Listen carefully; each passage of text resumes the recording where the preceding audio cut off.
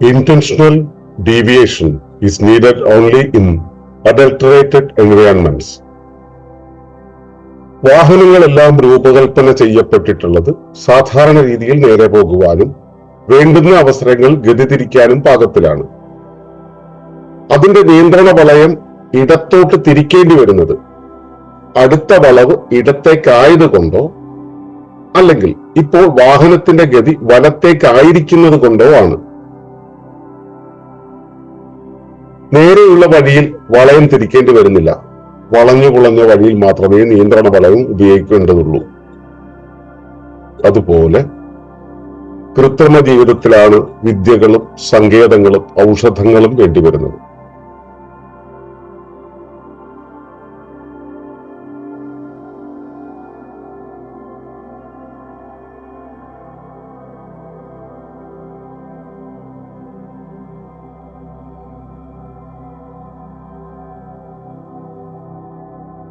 തുടർന്നു കാണുന്നതിന് മുമ്പായി ഈ വിഷയം ഇഷ്ടമായെങ്കിൽ ഒന്ന് ലൈക്ക് ചെയ്യുക, കമന്റ് ചെയ്യുക, ഷെയർ ചെയ്യുക.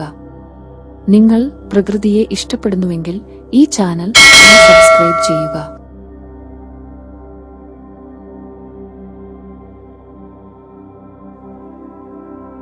ഏവർക്കും നമസ്കാരം.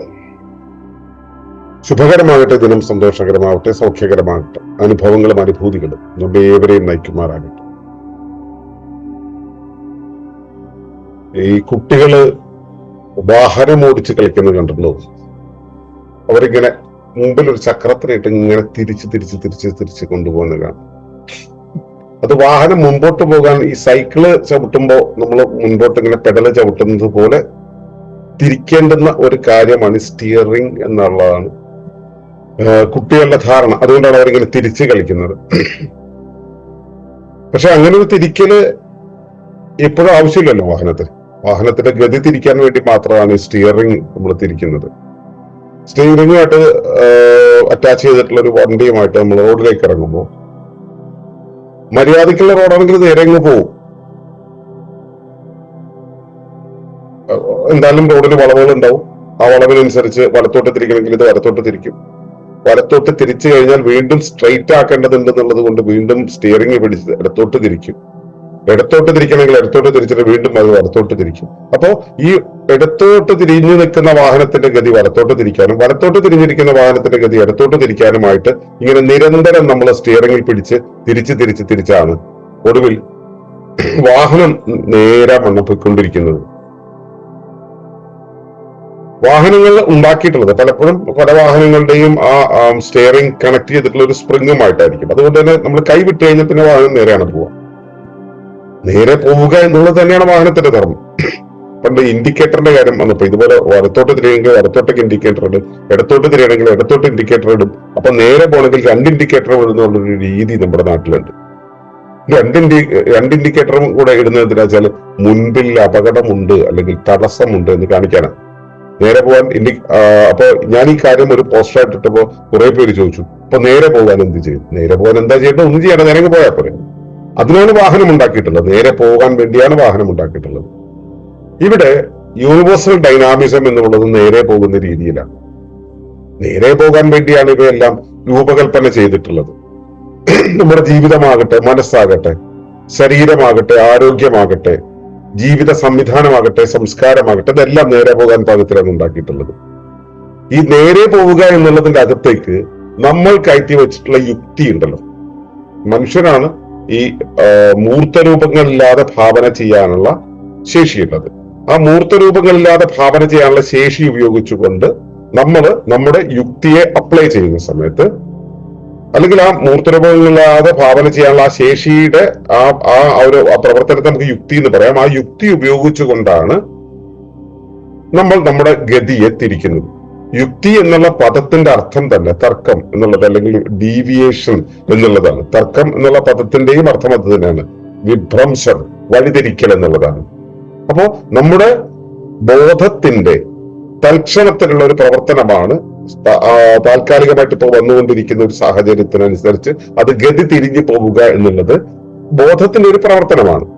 അപ്പോ അത്തരം ഒരു ബോധ വിഭ്രംശത്തെയാണ് നമ്മൾ യുക്തി എന്ന് പറയുന്നത്. ഈ യുക്തിയാണ് പിന്നീട് നമുക്ക് സംസ്കാരമായിട്ട് വരുന്നത്. യുക്തി തന്നെയാണ് നമുക്ക് വിദ്യയായിട്ട് തരുന്നത്. സ്കൂളിൽ പോവുക, നമ്മൾ വിദ്യ പഠിക്കുക എന്നൊക്കെ പറയുന്നില്ലേ, എന്തിനാണ് വിദ്യ? ജീവിതത്തിന്റെ സ്വാഭാവികമായ ഒഴുക്കിൽ ജീവിക്കാൻ എന്താണോ വേണ്ടത് അത് പ്രകൃതി നമുക്ക് വളരെ വ്യക്തമായി തന്നിട്ടുണ്ട്. പ്രകൃതിയിലെ എല്ലാ സംവിധാനങ്ങളും അത് അതിൻ്റെതായ സ്വയംപൂർണതയിലാണ് ഉണ്ടാകുന്നത്. അതിനുമപ്പുറത്തേക്ക് നമ്മളെ വഴി തിരിക്കാൻ വേണ്ടിയാണ് വിദ്യകൾ തരുന്നത്. വിദ്യയുടെ സ്ഥാപനമായിട്ടുള്ള അക്കാഡമി തരുന്നത്, യുക്തിയുടെ സ്ഥാപനമായിട്ടുള്ള സംസ്കാരം തരുന്നത്, ഇതെല്ലാം ഇപ്പോ പിന്നെ അതിനെ നമ്മൾ ഒരു സ്ഥാപനവൽക്കരിച്ചതാണ് മറ്റേ ജോലി, ശമ്പളം തുടങ്ങിയ കുറെ സങ്കേതങ്ങൾ. അവയുടെ തന്നെ ജൈവമല്ലാത്ത രൂപമാണ് സങ്കേതം എന്ന് പറയുന്നത്, യാന്ത്രിക സങ്കേതങ്ങൾ എന്ന് പറയുന്നത്. അപ്പൊ ഇങ്ങനെയുള്ളവയെല്ലാം വേണ്ടിവരുന്നത് സ്വാഭാവികമായ ഒഴുക്കിൽ നിന്നും വ്യത്യസ്തമായി നിർത്തപ്പെട്ടത് കൊണ്ടാണ്. ഇവയെല്ലാം ഉപയോഗിച്ചുകൊണ്ട് വിദ്യ കൊണ്ട് യുക്തി കൊണ്ടൊക്കെ തന്നെ നമ്മൾ സ്വാഭാവികമായ ഒഴുക്കിനെ തിരിച്ചു വെച്ചു. ഇനി അതിനോട് നമുക്ക് ചേർന്ന് പോകുന്നത് എന്താ വേണ്ടത്? നമ്മുടെ കയ്യിലും ഇതുപോലുള്ള ഓരോ സാധനങ്ങൾ വരും. നമ്മുടെ കയ്യിൽ ഒരു സ്റ്റിയറിംഗ് വേണം. ആ സ്റ്റിയറിംഗ് ഉപയോഗിച്ച് മാത്രമേ തിരിക്കാൻ കഴിയൂ, അല്ലാതെ ഗതി മാറിപ്പോകില്ല. അപ്പോ പലരുടെയും ധാരണ എന്ന് വെച്ച് കഴിഞ്ഞാൽ ഈ വിദ്യ എന്ന് പറയുന്നത് എന്തോ മഹത്തരമായ സാധനമാണ്. വിദ്യ എന്നുള്ളത് മഹത്തരമാകുന്നത് നമുക്ക് വഴിമാറിപ്പോയ അവസ്ഥയിൽ നിന്ന് തിരിച്ചു വരാനുള്ള ഒരു സംവിധാനം അത് ഒരുക്കി തരുമ്പോഴാണ്. നമ്മൾ ഏത് ഏണി വെച്ച് കയറിപ്പോയോ, കയറിയ ഇടത്ത് നിന്നിട്ടും നമ്മൾ വിദ്യ കൊണ്ട് കയറി വന്നു, ഇത് സ്വാഭാവികമായ അവസ്ഥയിൽ നിന്ന് വളരെ എലിവേറ്റഡ് ആയിട്ടുള്ള അവസ്ഥയിലാണ് നിൽക്കുന്നത്. അവിടെ നിന്നെങ്ങാനും താഴെ വീണാൽ തവിട് പൊടിയാവുന്ന തിരിച്ചറിയുന്ന സമയത്ത് തിരിച്ചിറങ്ങി വരാൻ കയറിപ്പോയതിനേക്കാളും ശക്തിയായിട്ടുള്ള ഒരു ഏണിപ്പടി വേണം. അതിനെയാണ് നമ്മൾ പ്രതിവിദ്യ എന്ന് പറയുന്നത്. അപ്പൊ വിദ്യ ഗുണകരമാകുന്നത് പ്രതിവിദ്യയെ കണ്ടെത്തുമ്പോഴാണ്. കയറിപ്പോയ പടവിനെ അറിഞ്ഞാലേ തിരിച്ചിറങ്ങി വരാൻ കഴിയില്ല. അപ്പോൾ വിദ്യ പ്രയോജനപ്പെടുന്നുണ്ട്.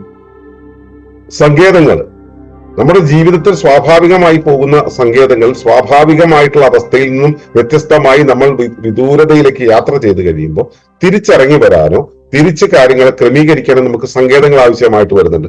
അപ്പോൾ സങ്കേതങ്ങൾ ഗുണകരമാണ്. അതുപോലെ തന്നെ കൃത്രിമമായിട്ടുള്ള ജീവിതം ജീവിച്ചവനാണ്, കൃത്രിമമായിട്ടുള്ള അവസ്ഥയിലൂടെ പോയവനാണ് ഈ ഔഷധം എന്നുള്ളൊരവസ്ഥ വേണ്ടി വരുന്നത്. ഈ ഔഷധങ്ങളെ കുറിച്ച് പലർക്കുമുള്ള ധാരണ എന്ന് വെച്ചാൽ, ഇപ്പോ ഒരു കട്ടിലുണ്ടാക്കുന്നു, ഔഷധശക്തിയുള്ള ഔഷധശേഷിയുള്ള പലകയിട്ട് ഉണ്ടാക്കണം എന്നാ പറയാം. ദിവ്യ ഔഷധങ്ങൾ ചേർന്നുള്ള പലകയിട്ട് അതിന്റെ മരം വെച്ചിട്ട് ഉണ്ടാക്കണം എന്ന് പറയും. ഈ ഔഷധം എന്ന് വെച്ചാൽ എന്തോ ഒരു ദിവ്യമായ ഒരു സാധനമാണ്, അമൃതമാണ് എന്നാണ് വിചാരിക്കുന്നത്. കുരുമുളക്, തുളസിയോ എന്ത് തന്നെയാണെങ്കിലും ഔഷധം എന്ന് വെച്ചാൽ ജൈവ സംവിധാനത്തിന് ഇളക്കം വരുത്തുന്നതാണ്. ഇളക്കം വരുത്തുന്നത് എന്താണ്? ഇപ്പോ ഒരു ഔഷധം ശരീരത്തിലേക്ക് കൊടുത്തു, അതോടെ പ്രവർത്തിക്കുന്നുണ്ടെങ്കിൽ പ്രവർത്തിക്കുന്നത് ജീവനാണ്. ജീവനെ സ്റ്റിമുലേറ്റ് ചെയ്യുന്നതാണ്. ജീവൻ എപ്പോഴാണ് സ്റ്റിമുലേറ്റ് ചെയ്യുക? ജീവൻ സ്വാഭാവികമായ അതിന്റെ പ്രവർത്തനങ്ങൾ നടത്തുന്ന സമയത്ത് അത് സ്റ്റിമുലേറ്റ് ചെയ്യപ്പെടുക. അത് സ്വാഭാവികമായി നൈസർഗികമായിട്ടുള്ള മെറ്റാബോളിക് ആക്ടിവിറ്റിയിലൂടെയാണ് അത് മുൻപോട്ട് പോവുക. അതിനപ്പുറത്തേക്ക് അത് സ്റ്റിമുലേറ്റ് ചെയ്യപ്പെടുന്നത് എപ്പോഴാണ്?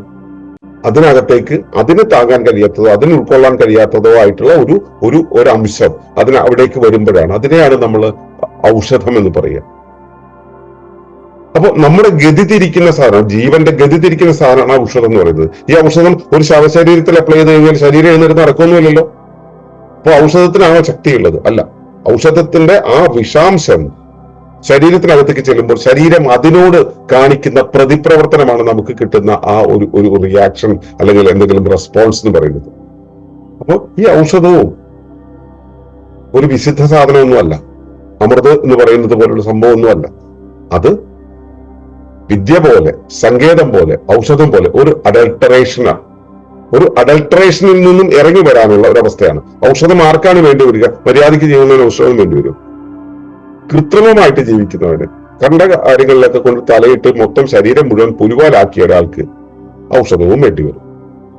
ഇതുപോലെ ഞാൻ വിദ്യ, സങ്കേതം, ഔഷധം ഒക്കെ ഒന്ന് ലിസ്റ്റ് ചെയ്ത് പറഞ്ഞു. ഇതുപോലെ ഒട്ടേറെ കാര്യങ്ങൾ നമ്മുടെ കയ്യിലുള്ള ഒരുപാട് വിദ്യകൾ, PSP അടക്കം നമ്മുടെ കയ്യിലുള്ള എല്ലാ വിദ്യകളും ഇതുപോലെ അത് ഡീവിയേറ്റഡ് ആയിട്ടുള്ള ഒരു എൻവയോൺമെന്റിൽ വഴി മാറിപ്പോയ, അഡൾട്ടറേറ്റഡ് ആയിട്ടുള്ള, ശുദ്ധി നഷ്ടപ്പെട്ട, തനിമ നഷ്ടപ്പെട്ട അവസ്ഥകളിലേക്കെല്ലാം പ്രസക്തിയുള്ളത്. അല്ലാത്തയിടത്ത് ഇതിന്റെ ഒന്നും ആവശ്യമില്ല. ഒളിമ്പസ് പോലും ആവശ്യമായിട്ട് വരുന്നത് കൃത്രിമമായ ഒരു ലോകമാണ് നമുക്ക് ചുറ്റുമുള്ളത് എന്നതുകൊണ്ടാണ്.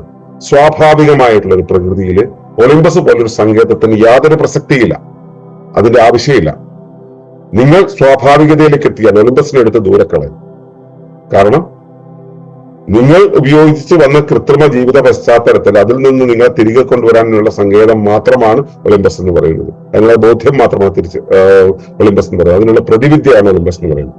അപ്പോ മനസ്സിലാക്കുക, ബോധപൂർവമായിട്ടുള്ള ഒരു വഴിത്തിരിവ് നമുക്ക് വരുത്തേണ്ടി വരുന്നത് ഒരു തെറ്റിക്കപ്പെട്ട, ആൾട്ടർ ചെയ്യപ്പെട്ട ഒരു പരിസ്ഥിതിയിലാണ്.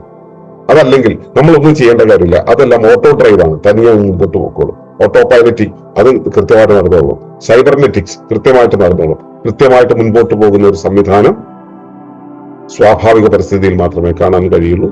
അസ്വാഭാവികമായ പരിസ്ഥിതിയിൽ, നമ്മൾ ആൾട്ടർ ചെയ്തിട്ടുള്ള പരിസ്ഥിതിയിൽ നമുക്ക് ഒരുപാട് സങ്കേതങ്ങൾ വേണ്ടി വരും. വിദ്യയും സങ്കേതങ്ങളും ഔഷധവും സംസ്കാരവും ഒക്കെ വേണ്ടി വരും.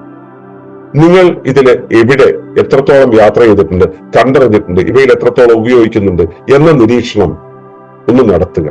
അപ്പോഴായിരിക്കും നിങ്ങൾക്ക് സുസ്ഥിര ജീവന സമൂഹം എത്രത്തോളം ലളിതമായ വിദ്യകളിലും ലളിതമായ സങ്കേതങ്ങളിലും ലളിതമായ ഔഷധങ്ങളിലും ലളിതമായ സംസ്കാരത്തിലുമാണ് നിൽക്കുന്നത് എന്നത് തിരിച്ചറിയാൻ കഴിയുകയുള്ളൂ.